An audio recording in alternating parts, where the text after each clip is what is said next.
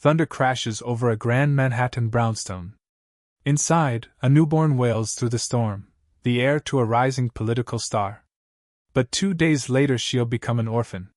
Her mother, Alice Hathaway Roosevelt, dies mysteriously after the birth. And even young Theodore Roosevelt Sr. is shattered. The infant, also named Alice, is left to her Aunt Bammy, while her father sinks into despair. This haunted child will grow up under rumors and secrets, the public face of an embattled family, the lone girl living in a boy's world. What terrible tragedies and dark intrigues will follow Alice Roosevelt Longworth into the White House? Alice Roosevelt, 1904, a radiant young socialite emerging onto the national stage. At 17, life exploded for Alice. Her father had just become president after McKinley's assassination, and Alice adored the chaos. She greeted her sudden first daughter status with sheer rapture, later recalling, even as a solemn nation mourned. In January 1902, the Roosevelt White House threw Alice her debutante ball, 600 glittering guests in the East Room, and the press crowned her Princess Alice.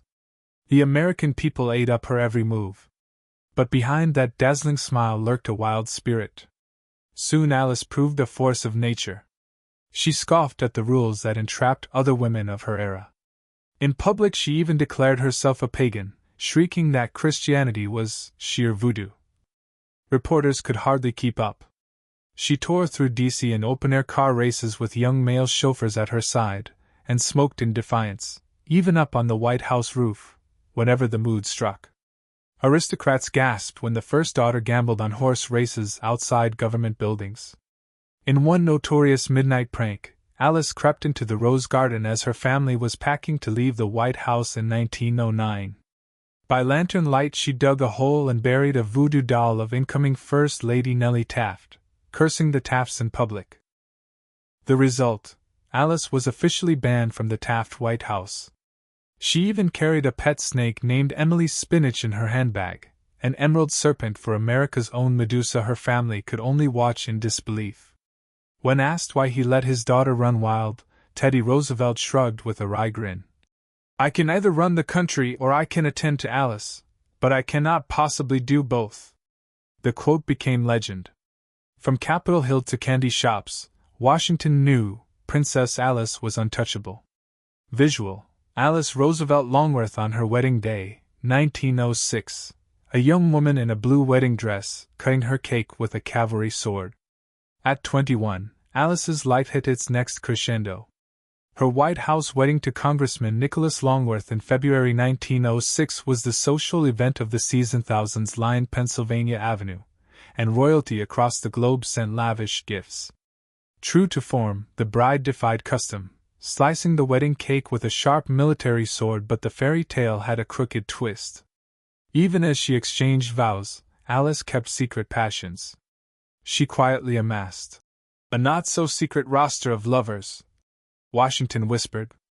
Chief among them was Idaho Senator William Borah, a powerful, older bachelor whose name was never spoken in polite society. Behind closed doors they carried on a decade-long affair. Decades later, the secret would burst out. Alice's firstborn child, Paulina, born 1925, was in fact Borah's daughter. Only after Alice's death did historians discover this truth hidden in her personal diaries. Alice herself had joked about it in her sharp tongue, admitting she'd plotted to name the child Deborah, as in Deborah, if she ever had. She ultimately didn't. The scandal sent Washington's scissors and paste tabloid press into a frenzy. But Alice simply smiled, poured another drink. Alice's life in politics was as complicated as her private one. By 1912, political winds had split the Roosevelt-Taft friendship. Alice sided fiercely with her own blood. When rival William Howard Taft became president, Alice never hid her contempt. In an infamous gesture, she walked out of the White House parties with Nellie Taft and later organized an entire group of insiders to avoid them. Under Woodrow Wilson, she turned downright vengeful. In 1919, she theatrically followed Wilson's parade in Paris and magically cast a murnt, an archaic term for plague, on the returning president. The crowd panicked at her scream, thinking it was some dark curse. Back in America, she loudly campaigned against the League of Nations, railing that international entanglements threatened U.S. sovereignty. Even Franklin Delano Roosevelt, her fifth cousin, felt her wrath. Alice publicly savaged FDR's New Deal as nonsense, and sniped about his polio, while scathingly declaring she was bored with that type of piety. After meeting First Lady Eleanor Roosevelt in a Washington drawing room, one acquaintance muttered, "She and Eleanor never met on friendly terms, and neither paid courtesy to the other's beliefs." By the 1940s, Alice's acid tongue had made her a living symbol of Republican defiance. When FDR announced a bid for a third term in 1940, reporters caught Alice in a hallway and asked her how she'd vote. With a wicked smile, she declared she'd rather vote for Hitler than vote for Franklin for a third term. The line exploded into headlines. Roosevelt partisans were outraged. Republicans guffawed at Alice's line. Alice leaned in later and added, deadpan, that Thomas Dewey, the 1944 GOP nominee, reminded her of the bridegroom on a wedding cake. Another zinger the press repeated for months. Her delicious arrogance left both parties trembling. No one dared cross Alice on a hot mic. Decades rolled on and Alice simply grew more legendary. By 1976 she had known every president from Benjamin Harrison to Gerald Ford. At 92 she toasted Queen Elizabeth II at a White House state dinner, dazzling the British with her energy. "No one, no matter how famous, could ever outshine her," quipped Richard Nixon in admiration.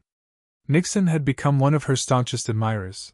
He served as a pallbearer at Paulina's funeral and even attended Alice's 90th birthday party. And when Jimmy Carter called her death in 1980, he captured her spirit. She had style, she had grace, and she had a sense of humor that kept generations of political newcomers wondering which was worse, to be skewered by her wit or to be ignored by her.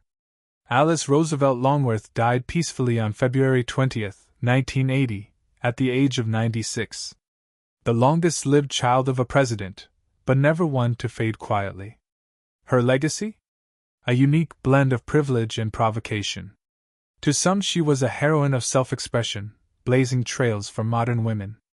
To others, a troublemaker and attention-seeker who lived for scandal.